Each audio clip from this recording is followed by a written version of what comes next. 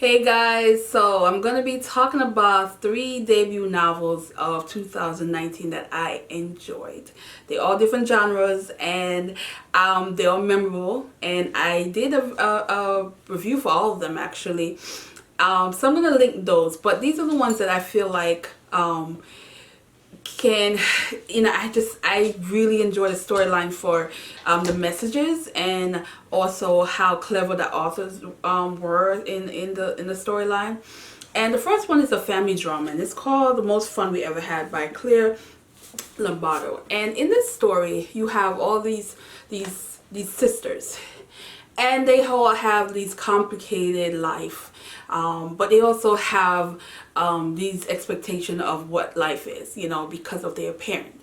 And they're in the story, you are getting flashback from their parent and things that happen throughout their life. And one of the things I loved about this story is how it talks about the impact parents can have on a household of kids. You can have multiple kids in the household, and each of them have a different take on their parent and what they take from their parents' relationship as an adult.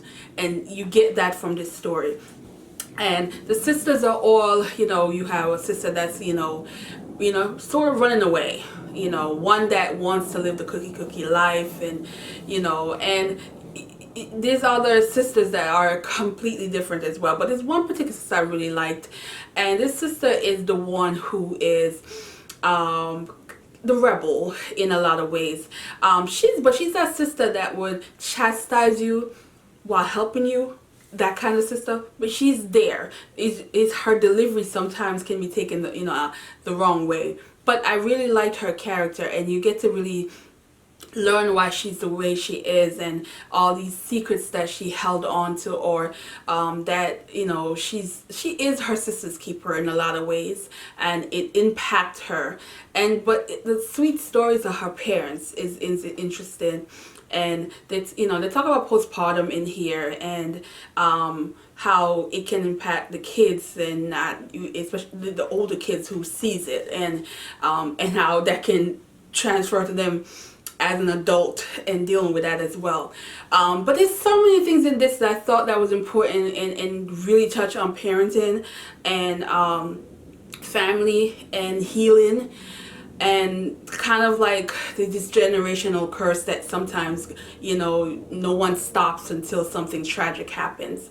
And you can see that in this where it was, it happened and how it was happening. But I really like this. It's not it's normal. Like I said in the video, it's normal. It didn't feel like a family drama that had to be like very dramatic, and something had to be extremely horrible happening and all that. It felt like you can know this family. Like somebody would read this and like, oh yeah, I know somebody in the family like this, or I know families like this. This is how I took the story. It just felt like a normal, enjoyable story. So I recommend this. The next one I want to talk about is one that really surprised me, and it's called The Silent Patient by Alice Michaelis. And this one, well done. Well done. It is about a woman who is found in a house in a corner with evidence on her, while her husband is tied up on a chair and shot multiple times. So when they found her, she's not saying anything. So they charged her. She went to trial. They found her guilty. And they decided to put her in a mental institution because she went completely silent. She's not defending herself. She's not saying anything. And while she's there, a psychotherapist decided that he wanted to take his chance and cracking her. Multiple people have tried, and she refused to talk. So he decided that he wanted to. And while he's digging, while he's finding things out, while he's getting things, we're getting bits and pieces of the story and what's really happening. But when you really learn the entire case, oh my God, it surprised the heck out of me. It was done real good. One of the things about this author is he is originally a screenwriter. So the book comes off like that. The chapters are short.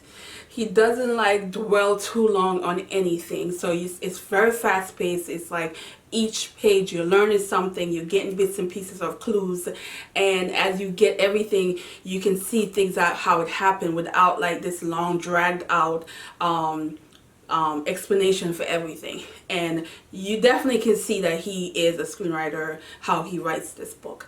So I highly recommend it. If you like psychological thriller, you're gonna love this. I don't know anybody that didn't like this, to be honest. That's how much I think this book is good. Now, the third book I want to talk about, as soon as I was done reading it, I wanted to reread it. That's how much I loved it. And it is In the West Mills by Deshaun Charles Winslow. And he recently won an award for Best Debut Novel. Of course, this is a historical fiction. And it follows a woman who left her hometown for reasons you will learn in the book. And she's into this new town, and she's, you know, a bit of a complicated woman, and she's basically living her best life in her head, you know, out drinking, dating whoever, sleeping with multiple men. And, you know, all these things have consequences. And she has a neighbor who sees this, and he has his own, you know, family, and he sees, you know, her as his sister who he wasn't able to save. His sister who went down the path that, you know, he wasn't able to stop her or prevent.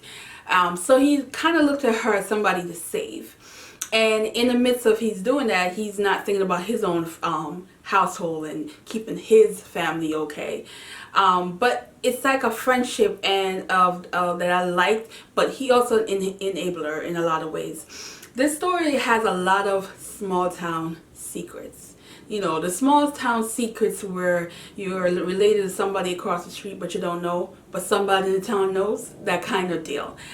And all these secrets and things are exposed in the book, and you kind of smile at times when things happen, and then sometimes you have to shake your head because you just like, this main character can be very frustrating.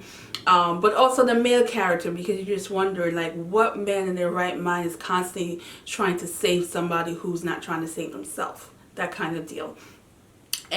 But it was entertaining. It was, you know, it had the music, and it had southern, you know, the southern things that happens, you know, small town historical fictions I always find intriguing because they always tap on things that happened, you know, back then that you're not really you know, 100% sure. The war, you know, World War, and all the other wars that happened along the way, and how people cope, and love, and definition of love, definition of what really, you know, what a family is back then compared to now.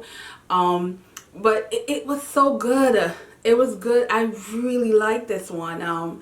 And I'm really happy that it got recognition, and I wish more people would read this. I wish this was on a lot of people's Instagram feed, you know, because it's really good.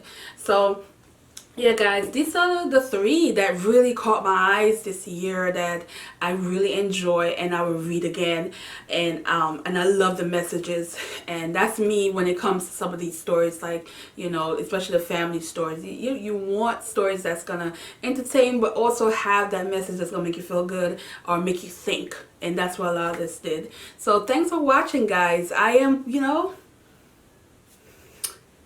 enjoying this Vlogmas. So I hope you guys are as well. And let me know if you read any of these, how you liked it, or any thoughts you have on it. Let me know. And yeah, and I'll see you in the next video. Bye.